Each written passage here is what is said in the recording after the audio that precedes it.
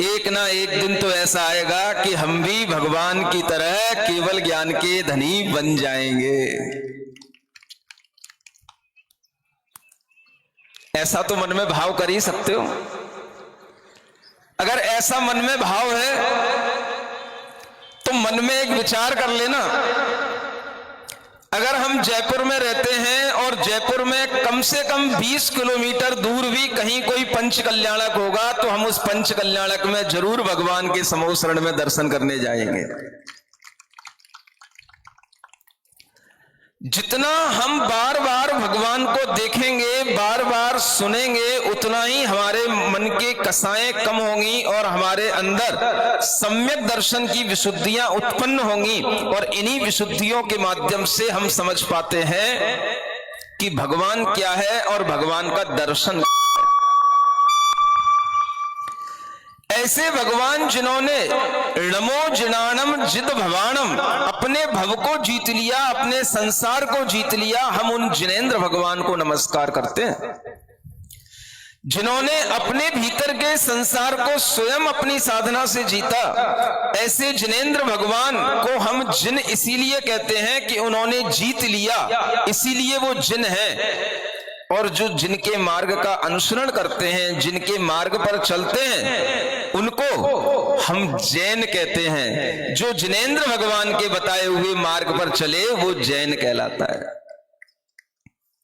सुन रहे हो कि नहीं? भगवान ने जो मार्ग बताया वो आत्म शुद्धि का भी मार्ग बताया, शरीर शुद्धि का भी मार्ग बताया, मन शुद्धि का भी मार्ग बताया। जो जीव मोक्ष मार्ग पर चलने लायक शुद्धियां नहीं ला पाते तो उन्होंने, भगवान ने यह भी बताया कि अगर तुम अपनी शारीरिक और मानसिक शुद्धि को बनाए रखोगे तो तुम कभी ना कभी अपनी चैतन्य आत्मा की विशुद्धि को भी उपलब्ध हो जाओगे। इसलिए भगवान ने कहा, इस संसार में कोई भी मनुष्य अगर मनुष्य का जीवन प्राप्त करके मांस खाता है, अंडा खाता है, जीवों का वध करता है, शराब पीता है, सिगरेट पीता है, अपने शरीर का नाश खुद अपने आप से करता है, तो वह जीव कभी भी अपनी मन शुद्धि और शरीर शुद्धि को नहीं बनाए रखने के कारण से सम्यक दर्शन का पात्र नहीं बन सकता। कभी वह जीव चैतन्य की शुद्धि को प्राप्त नहीं हो सकता।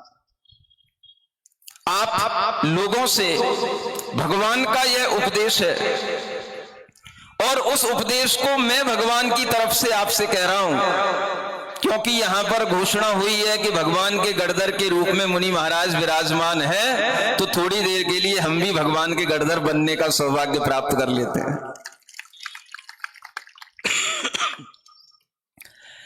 भगवान ने जो कहा वही गड़धर परमेष्ठी आगे बढ़ाते हैं। और उस समय पर जो भगवान ने सबसे पहले हित का उपदेश दिया तो यही दिया, अगर आप अपने आप के जीवन को उन्नत बनाना चाहते हैं तो मांस मदिरा जैसे व्यसनों से दूर रहना सीखें। आज जैन लोग केवल जैन नाम लगाने से जैन नहीं रह सकते हैं। अगर उनके अंदर जिनेंद्र भगवान के उपदेश के अनुसार चलने का भाव नहीं बनेगा तो वह के नाम के जैन हो सकते हैं, काम से जैन नहीं होंगे, भावों से जैन नहीं होंगे। समस्या पंचम काल की इतनी बढ़ती चली जा रही है कि आज अच्छे अच्छे जैन घराना के बेटियों के लिए ऐसे बच्चे नहीं मिलते जो शराब ना पीते हों। सुन रहे हो? ये भगवान अपने केवल ज्ञान में देख रहे हैं, वो ही हम बता रहे हैं आपको। आज हर किसी का मन इतना विकृत हो चुका है कि कोई भी अपने बेटे बेटियों के विवाह के लिए ऐसा घराना ढूंढना नहीं चाहता जिस घराने में कहीं कोई मांस मदिरा का सेवन ना होता हो, और अगर नहीं होता तो उसे अब आजकल वो घराने नहीं मिलते। अनेक माता पिता अपने बेटे बेटियों के रिश्तों के लिए परेशान होते हुए हमारे पास आते हैं कि महाराज ऐसे लड़के नहीं मिलते जो सिगरेट ना पीते हो, शराब ना पीते हो। सुन रहे हो? जयपुर में है ऐसे लड़के कि नहीं? बोलो तो। फिर तुम्हारा ही नाम उछाल ना दुनिया में। जिस तरह से ऐसे लड़कों का अभाव है, ऐसी लड़कियों का भी अभाव हो रहा है जो सिगरेट ना पीती हो, शराब ना पीती हो।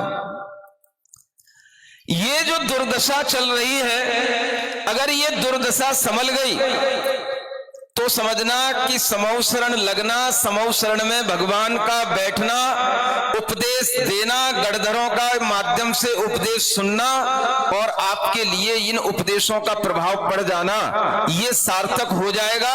अगर आप अपने मन में संकल्प ले लें कि हमारे घर में हमारे बहू, हमारी बेटियां, हमारे बच्चे कभी भी मांस नहीं खाएंगे, शराब नहीं पिएंगे और हम कभी ऐसे घरों को तवज्जो नहीं देंगे जहां पर ऐसा होता है, तब जय जयकार करना अच्छा लगेगा। आजकल तो पैसे वाले जैनों के इतने दिमाग खराब हो चुके हैं कि वह पैसे वाले जैन भी इसी तरह के घर चाहते हैं जहां पर ये सब तरीके के विलासता के अय्याशी के काम होते हों। हमारी बेटी भी मौज करे होटलों में। इस तरह के विचार जब माता पिता अपनी बेटियों के लिए रखने लग जाते हैं तो उन माता पिताओं को 2 चुल्लू पानी कहीं मिल जाए तो उसमें डूब जाना, कोई तुम्हारे लिए अफसोस नहीं करेगा। मर तो वैसे ही रहे थे, तिर्यंच गति में, नरक गति में जाओगे, उससे पहले अपने ही गटर में चले जाना, कोई अफसोस की बात नहीं है।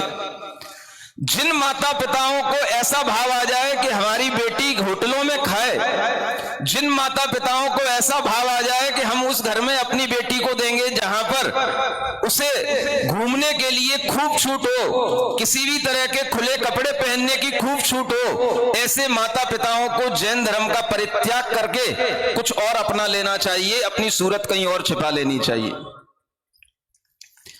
आपकी बुद्धि इतनी विकृत होती चली जा रही है इस आधुनिक मानसिकता में कि आप भूल रहे हैं कि धर्म का वास्तविक स्वरूप हमारे आचरण से बनता है और आचरण हमारे विचार से आते हैं। अगर हमारे आचरण और विचार में पवित्रता नहीं रहेगी तो केवल धर्म की जय जयकार करने से धर्म की जय जयकार नहीं हो जाएगी। धर्म की जय जयकार करने के लिए आपको अपने आचरण और विचार दोनों शुद्ध बनाने पड़ेंगे। हिंसा से बचना पड़ेगा, व्यसनों से बचना पड़ेगा। अगर आप सत्य व्यसन से दूर रहने का भाव नहीं करते हैं तो आचार्यों ने कहा है, भगवान जिनेंद्र देव की वाणी में आया है, जो सत्य व्यसन का आदि होता है वह कभी जिन प्रतिमा का स्पर्श ना करे, कभी भगवान का अभिषेक ना करे। सुनते हो कि नहीं? बोल नहीं रहा कोई, सुनाई पड़ रहा है? बहुत दूर दूर तक सुनाई पड़ रहा है। समूह शरण में ऐसा कोई भी कोना रहता नहीं है जहां भगवान की वाणी पहुंचती ना हो। 1 योजन तक भगवान की वाणी पहुंचने की क्षमता होती है। 1 योजन माने 1 योजन में 4 कोस, 1 कोस में 3 किलोमीटर, माने भगवान की वाणी 12 किलोमीटर तक पहुंच सकती है। तुम तो बहुत पास में बैठे हो। भगवान को छूने की योग्यता बना करके रखो, और अगर आपने इस छूने की योग्यता को खो दिया तो उसी के परिणाम स्वरूप आपके शरीर में अनेक तरह के दाग, अनेक तरह की व्याधियां उत्पन्न होती हैं, जिसके कारण से आप भगवान को छूने योग्य नहीं रह जाते। आज इस समूह शरण में बैठ करके हम अब ये भाव कर लें, संकल्प कर लें कि हे भगवान, मेरे जीवन में कुछ धर्म उतरे ना उतरे, लेकिन हम अपनी योग्यता इतनी बना करके रखें कि हे भगवान, हम जब चाहें तब मन वचन काया की शुद्धि पूर्वक आपके चरणों का स्पर्श कर सकें और मुनि महाराज के हाथों में 1 ग्रास 2 ग्रास रखने की योग्यता बनाए रखें। इतनी योग्यता अगर आपकी बनी रहेगी, आपके बेटे बेटियों की बनी रहेगी, तो उनका जैन धर्म में जन्म लेना सार्थक होगा और यह भगवान के दिव्य दर्शनों से उनके अंदर कोई सम्यक दर्शन का भाव आएगा। अन्यथा धर्म धीरे धीरे भावों से, विचारों से छूटता चला जा रहा है और सब एक दूसरे को देखते चले जा रहे हैं, वो कैसा कर रहा है, वो कैसा कर रहा है। भगवान सब देख रहे हैं। केवल ज्ञान का मतलब है अनंत का ज्ञान उन्हें हो गया है।